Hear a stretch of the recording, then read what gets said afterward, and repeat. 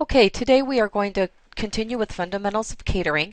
This is part 3, business considerations. Capital is the startup money you have or need to open a restaurant.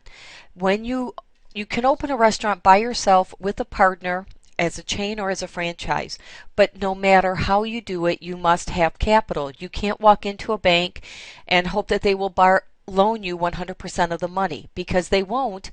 You have to have some cash in the game. You need to be invested in this restaurant as well as the bank. You may get a business loan for the difference between what you have saved and what you need. There are many financial legal requirements that must be met before they will grant you a loan, and some of those include the following. This is not a complete list.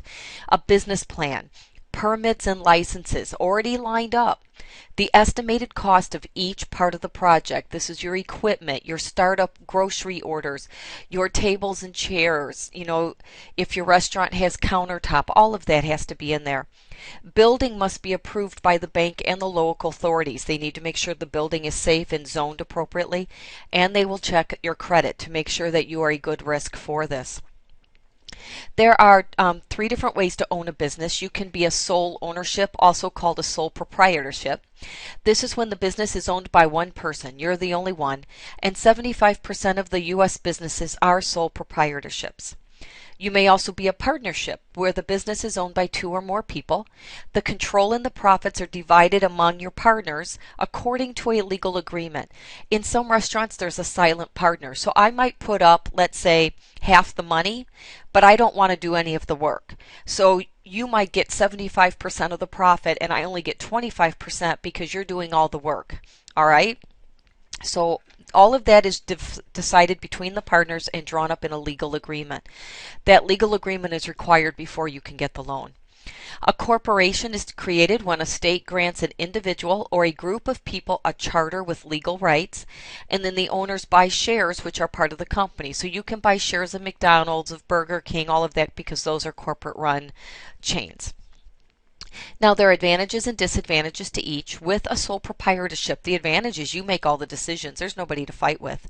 You get to do everything the way you want. It's the easiest setup. It's the least regulated.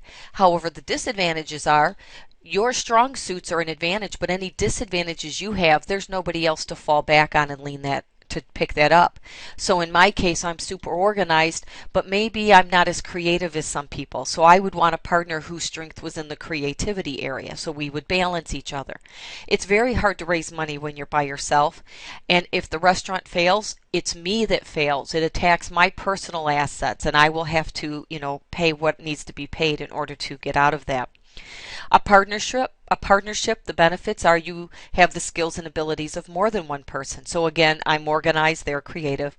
It's easier to raise funds when you have more than one person raising funds. It's more complicated. There can be tension and conflict between the owners. And again, there can be more than 2 owners. The partnership could be 4 people. It just has to be more than 2. I'm sorry, more than 1, 2 or more. And the owners collectively are liable for all the losses, so all of their personal assets are at risk. A corporation is the easiest to finance. It's the financial liability of the shareholders is limited. So if you own stock in a company and the company goes broke, the amount that you're responsible for is very small. It's very expensive to set up. You require lots of lawyers, accounting. The record keeping is very time consuming and costly, and corporations pay more in taxes. Now, zoning, we mentioned that you have to have licensing done. You will need to check the zoning requirements. Zoning divides land into sections with different purposes, and this is how they organize cities.